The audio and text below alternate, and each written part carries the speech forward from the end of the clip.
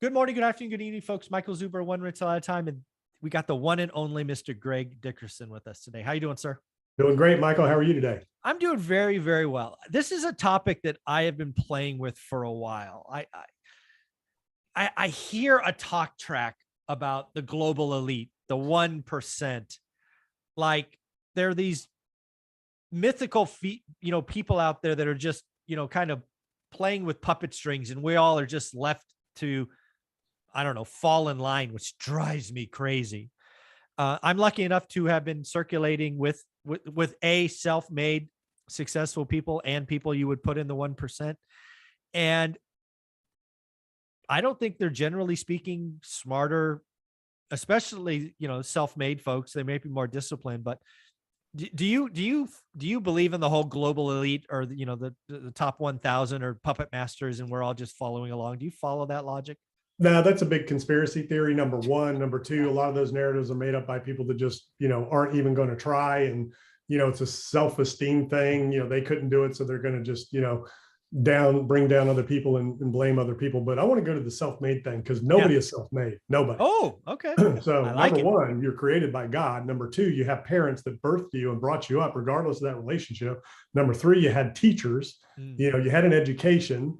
Then generally you're going to have mentors, investors, partners, other things. So nobody does anything absolutely by themselves. Nobody is self-made. Everybody has gotten where they've gotten with and through other people. And Yes. some, good ways, and some, as we are witnessing, in this day and age, bad ways, right? So there's a lot of different ways to get there, but nobody gets it done by themselves. Absolutely not. And, that's the first thing you got to reflect on. And then, the other thing is that, the narrative in this country, because this is a country of opportunity. Anybody can come here and make something of themselves. And often it's the people that come here from other countries with nothing that become some of the most successful people, because they don't take the opportunity for granted. And, there's an entitlement mentality a lot of times of people that are born in country with means like this. They just take for granted and don't even recognize the opportunity that this country presents for people, to be able to achieve whatever they want. Now, we all have our talents, right, and our limits. And, there are geniuses that, when you say, some of them aren't smarter than others. I mean, there are people that are genius, and we're just not going to be that. I'm Yeah. not. Yeah. But if you think Me neither. yeah, like Elon Musk's, and Bill Gates, and just all these people, that are genius level individuals. Yeah. That have created things that nobody else was thinking of. It's Steve Jobs. I mean, there's only been one. So there are categories where there's only one of those people. But in general, when you take the top 1%, it's a mix of all kinds of things. And yeah, intelligence is not a requirement. You don't have to be smart to be successful, or super intelligent, whatever. I mean, you got to obviously, understand and learn things and all that. But Sam Walton, wasn't highly educated. His dad, who started the whole thing, wasn't highly educated. Dollar General, the story of Dollar General, the patriarch of that enterprise now is a billionaire. He's one of my mentors. And, his grandfather started Dollar General. I think he had a third grade education, fifth grade education. Something like and then his son behind him was obviously educated. And then, Cal Turner Jr., he was educated, who ran the company most recently. He's retired now. They built that into, a huge enterprise. And I mean, there's story after story after story of people that are not, formally educated, but they're not stupid. You got to have some level of intelligence, to be able to, understand and learn and do things. But you don't need to be highly educated. You don't need to have a super high IQ, but obviously you got to have some sort of sense about you and some common sense. But more than anything else, hard work.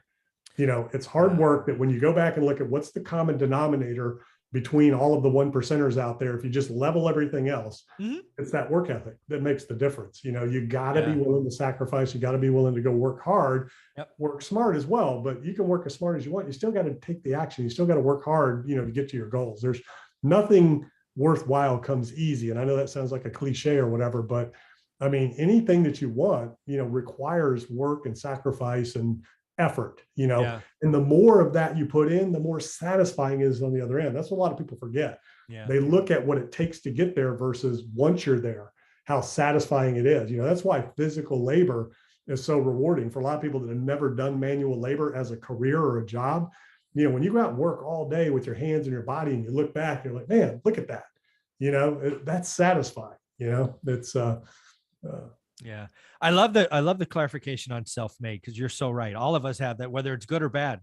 A lot of stuff coming up for me is fuel that I can still call on for the difficult days, right? It just keeps me going.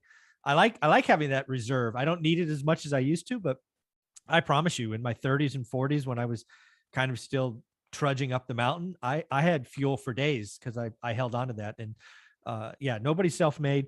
And then the last thing about I just love the fact that we do have a lot of opportunity here, whether you recognize it or not. I know I'm lucky enough now to run in circles where there are people worth 8 and 9 figures who did it all themselves, like in one lifetime. This is not like it takes 100 years to do, right? A decade of hard work, focus, sacrifice, consistency can accomplish amazing things. Just people don't get it, right? A decade yeah. in the scheme is not that long.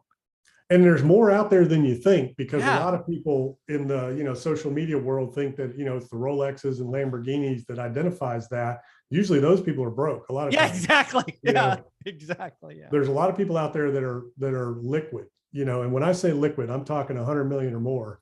You would never know it. They're driving regular cars, they live in regular houses, they're doing regular things.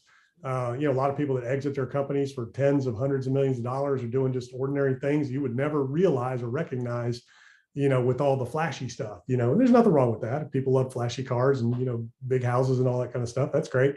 But, the thing is, there's more people out there than you realize that have done extremely well and, are just millionaires. Millionaire isn't what it used to be, especially with inflation. Yeah, exactly. Yeah.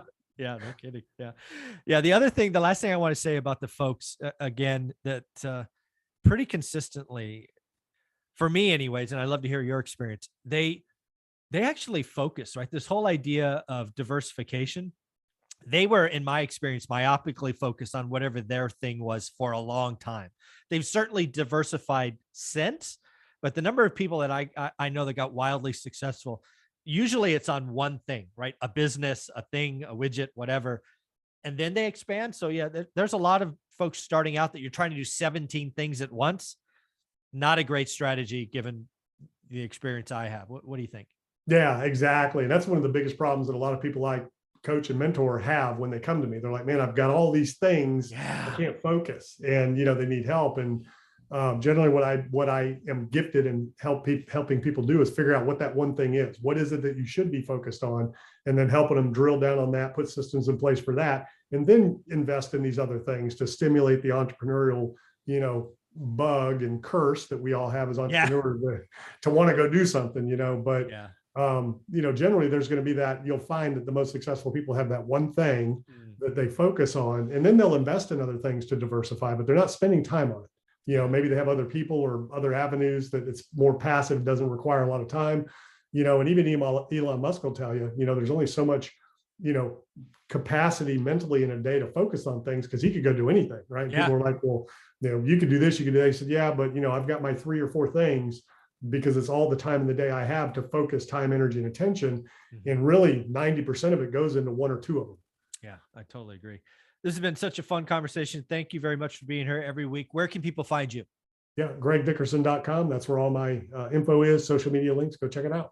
Thanks, buddy. I appreciate you.